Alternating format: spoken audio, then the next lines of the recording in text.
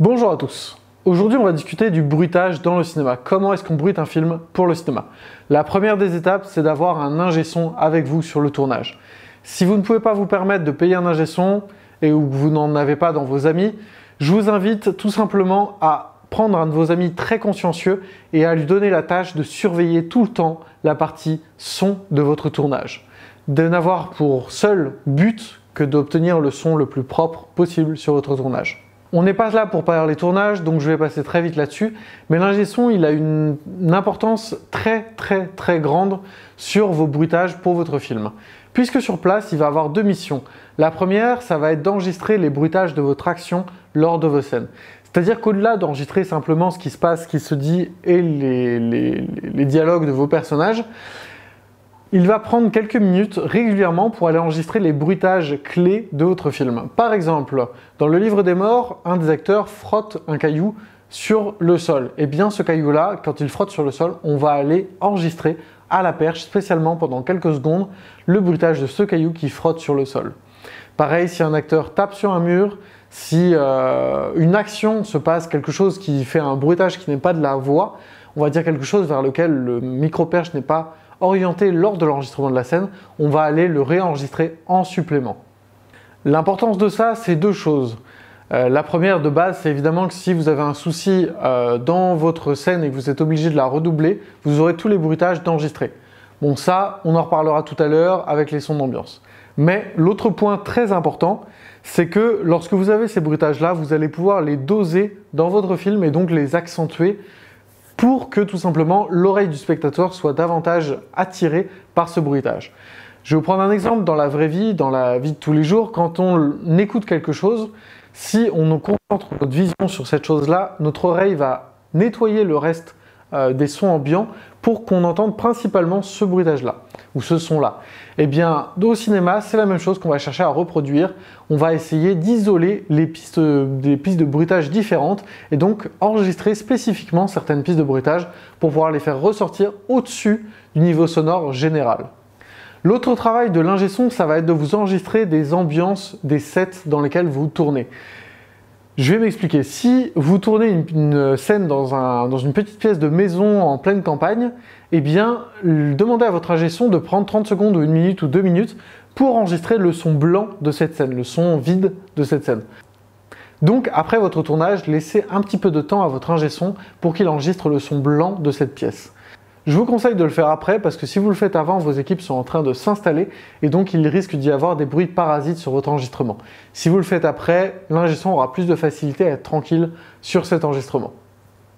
L'intérêt d'enregistrer le son blanc d'une pièce, c'est que si vous êtes obligé de redoubler les dialogues d'une scène entière, que vous redoublez tous les bruitages, etc., eh bien vous allez avoir votre toile de fond sur laquelle travailler. Vous allez avoir votre espèce d'ambiance générale de la pièce qui est réaliste puisqu'elle a réellement été enregistrée dans cette pièce au moment du tournage. Vous allez pouvoir la calquer, la poser tout simplement sur votre scène, ce qui va rendre beaucoup plus réaliste la présence de vos bruitages et de vos dialogues qui ont été redoublés. Ça va les rendre réalistes dans l'incrustation de cette scène que vous avez doublée. Un élément basique que vous connaissez tous aussi dans l'étape des bruitages pour un film, c'est les banques de bruitage de son. Évidemment, il y a plein de banques de bruitage de son sur internet, des gratuites, des payantes, etc. Il y a aussi beaucoup de bruitages sur YouTube, mais il y a quelque chose de moins connu que je vais vous présenter, c'est tout simplement les banques de bruitage. Pour un jeu vidéo, il y a une quantité de bruitage astronomique de mis en place. Et bien voilà, c'est l'occasion de récupérer une banque de bruitage de son. Dans mon cas, par exemple, on a une scène dans une forge. Enregistrer sur place des bruitages de forge, c'est hyper compliqué parce qu'on éclate complètement les capacités des micros en termes de décibels. Et donc tout simplement, j'ai récupéré une banque de bruitage d'un vieux jeu vidéo médiéval, j'ai récupéré tout ce qui se rapportait au travail de la forge dans le jeu et j'ai tout simplement mixé mes petites choses entre elles avec des sons plus ou moins qui venaient d'ailleurs, qui venaient de banques de sons, mais aussi et surtout avec cette banque de sons venue de ce jeu vidéo, qui m'a permis tout simplement de recréer complètement l'ambiance des bruitages de la forge dans le film. Enfin, la dernière étape très importante sur la façon dont on compose les bruitages pour un film, c'est de penser en forme d'espace. On ne va pas mettre 15 cousses de bruitage de façon frontale au niveau de la personne qui va regarder votre film. On ne va pas les mettre tous comme ça, en pleine bille, par les deux enceintes de façon complètement égalitaire, comme si tout nous arrivait de pleine face pour la personne qui regarde le film. Non, un bruitage de film, ça se compose, ça s'installe dans un espace. Au-delà de composer avec plein de couches de bruitage, ce qui est évidemment la base, il va falloir le positionner dans votre espace sonore. Mettre par exemple certains sons plus derrière, plus sur le côté droit, plus sur le côté gauche, plus devant, etc. Je vais vous prendre un exemple d'une scène toute basique. Vous êtes dans une forêt, on entend le fruissement des feuilles avec le vent. Ça, c'est un son d'ambiance. On va l'installer de façon légèrement frontale, mais surtout, comme c'est un son d'ambiance, on va l'installer derrière. Et donc, on va augmenter la quantité de son provenant ou s'installant derrière l'écoute et un petit peu en frontal, mais pas trop pour éviter de cacher tout ce qui va être nos sons principaux, comme les bruitages d'action ou bien carrément les voix de nos acteurs, que elles, on va installer en frontal.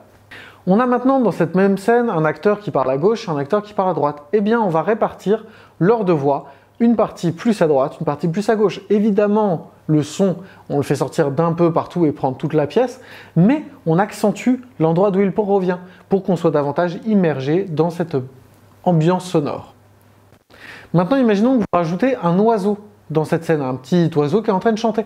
Eh bien, positionnez-le quelque part, cet oiseau. Ne le mettez pas tout simplement de façon homogène partout. Non, l'oiseau, il est sur une branche à droite de cet acteur-là, par exemple, ou vous l'avez rajouté, même s'il n'était pas là sur le set.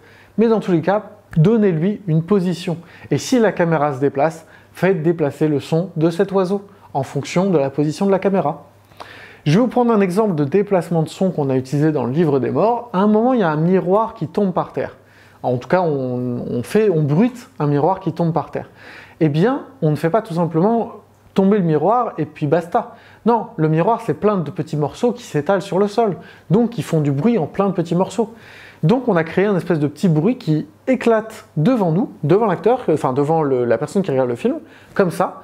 Et le bruit diminue devant, puis s'accentue derrière, comme si les morceaux du miroir s'étalaient un petit peu en passant